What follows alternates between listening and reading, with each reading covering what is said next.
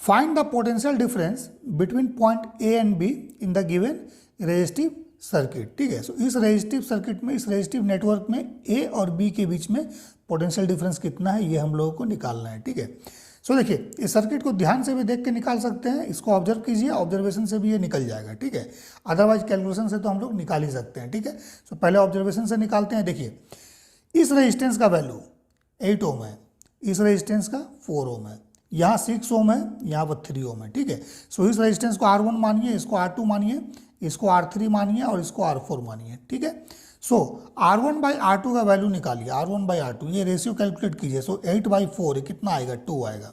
ठीक है, similarly R3/R4 निकालिए, ये कितना आएगा, 6/3 that is also 2। That means इस रेजिस्टेंस और इस रेजिस्टेंस का ratio is equal to this resistance and this resistance का ratio, means R1/R2 is equal to R3/R4 है। ठीक है, सो इसका मतलब ये है कि इस पॉइंट का पोटेंशियल और इस पॉइंट का पोटेंशियल सेम होगा। ठीक है, व्हीटस्टोन ब्रिज में यही ना होता है, ये व्हीटस्टोन ब्रिज है ना, इस तरह से। ठीक है, मान लीजिए यहाँ पर रेजिस्टेंस अगर हमने कनेक्ट कर दिया R, ठीक है, ये 8 ओम है, ये 4 ओम है। ठीक है, यहाँ पर 6 ओम है और ये वाला वैल्यू जो है दिस इज 3 ओम। ठीक है, सप्लाई यहाँ से दिया गया इस तरह से। ठीक है, सो इसका और इसका रेशियो इसके रेशियो के बराबर है। ठीक है, दैट मीन्स इसके थ्रू कोई करंट फ्लो नहीं होगा, बैलेंस व्हीटस्टोन ब्रिज है, ब्रिज क्या है, बैलेंस है। ठीक है, सो बैलेंस जब होता है सो इस पॉइंट का पोटेंशियल इस पॉइंट का पोटेंशियल सेम होता है, सो दैट इसके थ्रू करंट 0 होता है और इस रेजिस्टेंस को हम लोग क्या करते हैं, रिमूव कर देते हैं। सो इस रेजिस्टेंस को जब रिमूव कीजिएगा सो ऐसे ही सर्किट बनेगा। ठीक है, सो इस पॉइंट और इस पॉइंट का पोटेंशियल क्या है, यहाँ पर सेम है, सेम है। So VA equal to VB, that means VA minus VB क्या हो जाएगा, इट इज 0 डायरेक्टली। ठीक है, या फिर कैलकुलेशन से निकालना है तो सबसे पहले क्या करेंगे, देखिए 10 वोल्ट है, सो 10 वोल्ट इस टर्मिनल के क्रॉस है, दैट मीन्स इस टर्मिनल के क्रॉस है, दैट मीन्स इस टर्मिनल के क्रॉस भी इसके उसके बीच भी 10 वोल्ट है, पैरेलल में है ना, ये सीरीज कॉम्बिनेशन और ये सीरीज कॉम्बिनेशन पैरेलल में है। ठीक है, सो 10 वोल्ट इसके अक्रॉस भी होगा टोटल, इसके अक्रॉस भी टोटल 10 वोल्ट ही होगा। ठीक है, सो सबसे पहले इस करंट को निकाल लिए, इस करंट को निकालिए, let's say it is I1, then इस करंट को निकालिए I2। सो इस करंट को अगर I1 को निकालना है सो इस ब्रांच का पूरा रेजिस्टेंस लेना पड़ेगा, दैट इज 4 + 3 7 ओम। ठीक है, सो I1 का वैल्यू कितना हो जाएगा, V इक्वल टू IR होता है फॉर्मूला, सो I क्या हो जाएगा, V/R।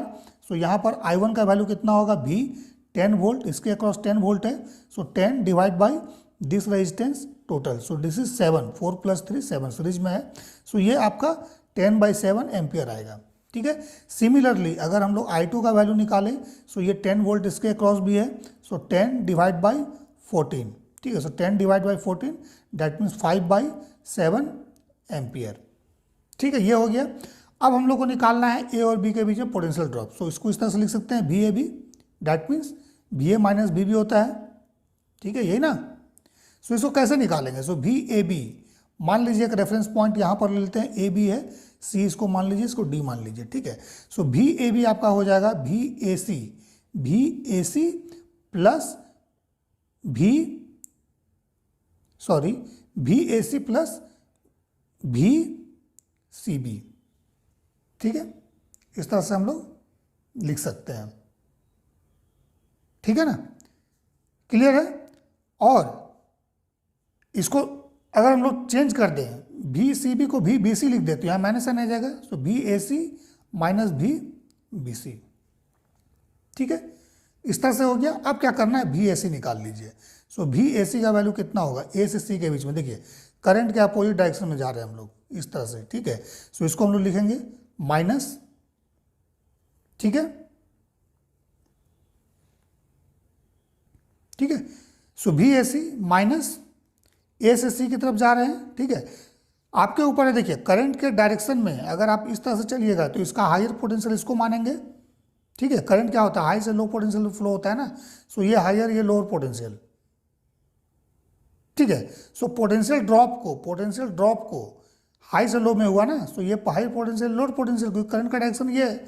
सो आपके ऊपर है, आप या तो करंट का डायरेक्शन को पॉजिटिव मानिए और सीधा सीधा इस डायरेक्शन में अगर चलिएगा सो पॉजिटिव वोल्टेज, और इसका अपोजिट डायरेक्शन में चलिएगा तो निगेटिव वोल्टेज। एक तो ये सेंस को लेकर चलिए, या फिर अदरवाइज आप अपना सकते हैं कि हम हायर पोटेंशियल से लोअर पोटेंशियल की तरफ अगर जाएंगे तो निगेटिव साइन, और लोअर पोटेंशियल से हायर पोटेंशियल की तरफ जाएंगे तो पॉजिटिव साइन, ठीक है ना, ठीक है। बट हम करंट के डायरेक्शन को लेके चलते हैं, सो करंट के अपोजिट डायरेक्शन में हम चल रहे हैं, सो हम निगेटिव लेंगे, ठीक है। So minus, then this resistance 8 into current across this is I2, so कितना हो जाएगा I2 का वैल्यू देखिए 5/7, ठीक है, यही होगा।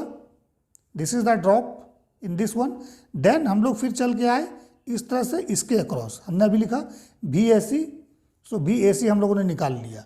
अब निकालना है VCB, सो VCB जब निकालेंगे तो ये करंट के डायरेक्शन में हम लोग जा रहे हैं, सो करंट के डायरेक्शन में हम लोग पॉजिटिव लेंगे, पॉजिटिव 4 और I1 का वैल्यू 10/7, सो कितना हो गया ये 40/7 minus 40/7 plus minus 40/7 plus 40/7, so minus plus 0 हो गया, सो इट इज 0, ठीक है ना। सो पोटेंशियल ड्रॉप क्या होगा, 0 वोल्ट ही आएगा, ठीक है।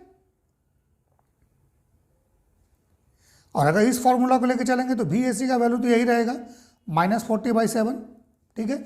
बट यहाँ पर माइनस साइन है और VBC मतलब B से C की तरफ जाइए, सो B से C की तरफ जाइएगा तो अगेन करंट का अपोजिट डायरेक्शन में, सो ये -40/7, सो ये कितना हो जाएगा -40/7 plus 40/7, so again it is 0, ठीक है ना।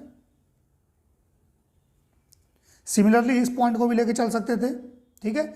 अगर VAB निकालना है तो हम लोग यहाँ पर लिखते VAB is equal to VAD, इस पॉइंट के लिए इस तरह से चलेंगे हम लोग, VAD plus VDB plus VDB, ठीक है। सो दोनों में से कोई भी लेके चलिए, ये बन जाएगा, ठीक है। सो डायरेक्ट ऑब्जर्वेशन से ये बना सकते हैं, ये ब्रिज है, व्हीटस्टोन ब्रिज है, ठीक है, और कैलकुलेशन से भी हम लोग बना सकते हैं, ठीक है ना।